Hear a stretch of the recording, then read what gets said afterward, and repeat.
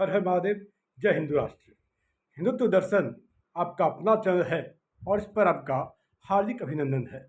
और मित्रों, आज एक महत्वपूर्ण विषय को लेकर के आप सबके समक्ष प्रस्तुत हुआ हूँ।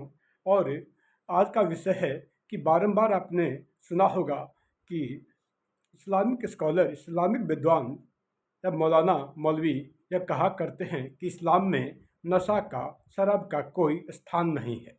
इस्लाम में नशा हराम है। पर क्या वाकई में ऐसा है भी या नहीं? आज इसी विषय पर आप सबके समक्ष मैं ऐतिहासिक प्रमाणों के साथ प्रस्तुत हुआ हूँ। और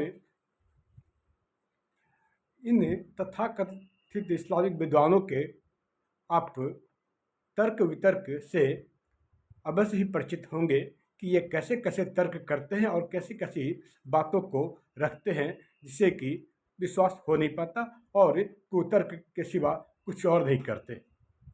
पर कुछ कुछ मौलाना तो इसमें ऐसे हैं जिनके लिए न संविधान मायने रखता है, न कानून मायने रखता है, और न ही कोई ऐतिहासिक साक्ष्य उनके लिए मायने रखता है। ऐतिहासिक साक्ष्यों को भी वो झुठलाने का कार्य करते हैं। देखिए, किसी भी बात को सर्वमान्य तभी माना जाता है जब वह पूरी तरह से साक्ष्य पर खरी उतरती हो। और आज का जो मूल विषय है, हमारे बहुत से सनातनी भाइयों का यह आग्रह था कि कृपया इस पर रोशनी डालने का कष्ट करें और इसे बताने की कृपा करें। और आज इसी विषय पर मैं मूल विषय पर आते हुए यह प्रारंभ करता हूँ कि मुगल वंश का संस्थापक अर्थात मुगल वंश का प्रथम शासक बाबर, जो कि शराब का बहुत ही शौकीन था, इतना कि अधिकतर समय वह नशे में धुत रहता था। इस बात के साक्ष्य बाबरनामा से प्राप्त होते हैं। और बाबरनामा तुर्की भाषा में लिखित है और इसके लेखक भी स्वयं बाबर ही हैं।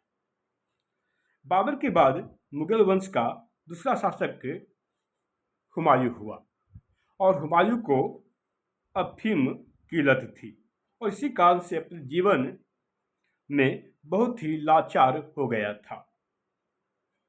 मुगल वंश का तीसरा शासक सम्राट अकबर अर्थात बाबर का पोता और हुमायूं का बेटा अकबर, जिसे कि हमारे बिके हुए इतिहासकारों, दरबारी इतिहासकारों, सुपारी पत्रकारों ने इसे इतना महिमा मंडित किया और इसका प्रचार प्रसार किया कि यह बहुत ही धर्मनिरपेक्ष शासक था, अर्थात धर्मनिरपेक्षता का चैंपियन था। पर क्या यह वास्तव में ऐसा था या नहीं था, इससे संबंधित बातों को मैंने पहले ही आप सबके समक्ष रखा है, जो कि हमारे डिस्क्रिप्शन बॉक्स में पहले से ही विद्यमान है। आप इसे जाकर के देख सकते हैं। और इस अकबर को, जिसकी इतनी प्रशंसा की जाती है, इस अकबर को शराब और अफीम दोनों की लत थी और ये दोनों ही आदतें इसे विरासत में मिली थी। अपने दादा बाबर से इसे शराब की लत मिली थी और अपने पिता से इसे अफीम की पीने की लत मिली थी। और इसके साथ ही साथ यह ताड़ी भी पीता था, अर्थात अकबर शराब, अफीम और ताड़ी पीने इन सभी बुरे आदतों का शौकीन था।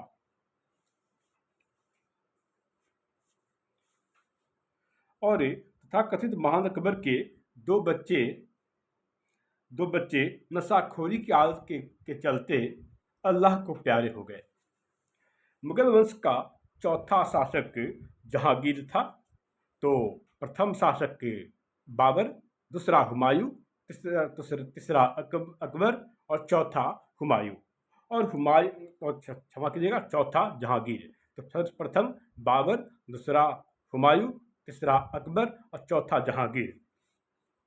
जहांगीर ने लिखा है कि अकबर उसे हमेशा ही शेखो बाबा कहकर पुकारता था, चाहे वह नशे में हो या न हो। अर्थात तात्पर्य यह है कि अकबर हमेशा या अधिकांश समय नशे की हालत में रहता था। अकबर के दरबारी इतिहासकारों ने लिखा है कि अकबर ने इतनी ज़्यादा पीनी शुरू कर दी थी कि वह मेहमानों से बातें करते करते भी नींद में गिर पड़ता था। वह हमेशा ताड़ी पीता था और जब ज़्यादा पी लेता था तो आपे से बाहर हो जाता था और पागलों की तरह हरकतें करने लगता था। मुगल वंश के प्रथम यानी मुगल वंश के संस्थापक बाबर के बारे में भी मैंने पहले ही आपको बताया हुआ है कि बाबर एक दुष्ट आक्रांता आक्रमणकारी था और इससे संबंधित हमारी प्रस्तुति भी पहले ही आप सबके समक्ष हमारे डिस्क्रिप्शन बॉक्स में मौजूद है, जिसे आप जाकर के देख सकते हैं, जो कि पूरे साक्ष्य से भरी पड़ी है और बिना साक्ष्य के मैं आता नहीं। और यह दुष्ट आक्रांता बाबर, विदेशी आक्रमणकारी बाबर ने सिर्फ मंदिरों को ही नहीं तोड़ा, मंदिरों को ध्वस्त करके उस मंदिर की जगह पर मस्जिद का निर्माण करवाया। मंदिरों को तोड़कर मस्जिदों का निर्माण करवाया और यह अपने समय का प्रसिद्ध नशाखोर था। यह अपने समय का प्रसिद्ध नशाखोरी करने वाला तथाकथित नेक बंदा था। शराबी और हत्यारा भी था। या छोटे बच्चों के साथ भी यह बिस्मिल्लाह पढ़कर उनके साथ भोग करता था। आईन अकबरी और अकबरनामा के लेखक अबुल फजल, जो कि अकबर का एक सुप्रसिद्ध का खास दरबारी था और सबसे ज़्यादा प्रामाणिक जानकारी के लिए विंसेंट स्मिथ के द्वारा लिखित पुस्तक अकबर द ग्रेट मुगल से मैं से बातों को बता रहा हूँ। और जिन्हें भी इन साक्ष्यों को जांचना हो, जानना हो, उन सभी से मेरा विनम्र निवेदन है कि विंसेंट स्मिथ की द्वारा लिखित पुस्तक अकबर द ग्रेट मुगल का अध्ययन अवश्य करें। विंसेंट स्मिथ ने किताब यहाँ से आरंभ किया है कि अकबर भारत में एक विदेशी था। उसकी नसों में एक बूंद खून भी भारतीय नहीं था। तो उन्होंने लिखा है कि अकबर भारत में एक विदेशी था, उसकी नसों में एक बूंद खून भी भारतीय नहीं था। अकबर मुगल से ज़्यादा एक तुर्की था। अबुल फजल द्वारा लिखित पुस्तक आईन अकबरी और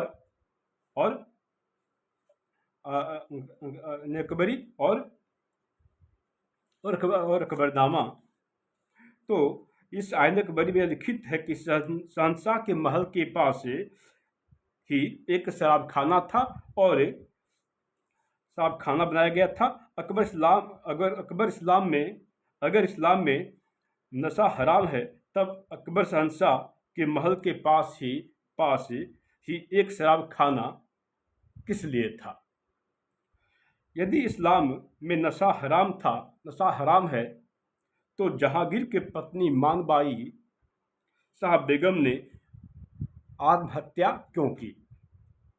इतिहासकारों ने साहब बेगम मानबाई की आत्महत्या के पीछे मूल कारण यह बताया है कि जहांगीर, जो कि मानबाई शाह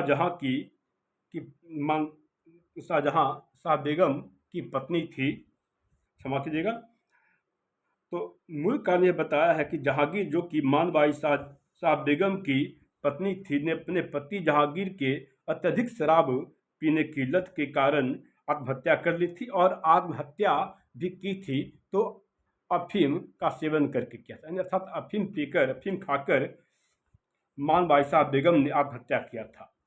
जहांगीर मुगल वंश का वही चौथा शासक था जिसने अपने मुख से यह मुखारबिंद किया था कि मुझे एक सेर शराब एवं आधा सेर कबाब के अलावा कुछ नहीं चाहिए। यह बात जहांगीर ने नूरजहां को शासन का संपूर्ण दायित्व सौंपने के बाद कहा था। वास्तव में प्रारंभ में जब इतिहास का मैंने अध्ययन किया तो ये लगा कि दाल में काला है, लेकिन जब इस पर गहराई से अध्ययन करने पर मैंने पाया कि पूरी दाल ही काली है। तब मित्रों, आप सब से निवेदन है कि चैनल को लाइक शेयर सब्सक्राइब करें, जिससे कि मैं आने वाले समय में और भी विषयों को लेकर के आप सबके समक्ष प्रस्तुत हूँ और आप सभी को इस बातों को बता सकूँ। तब तक के जय श्री राम, हर हर महादेव, जय हिंद राष्ट्र।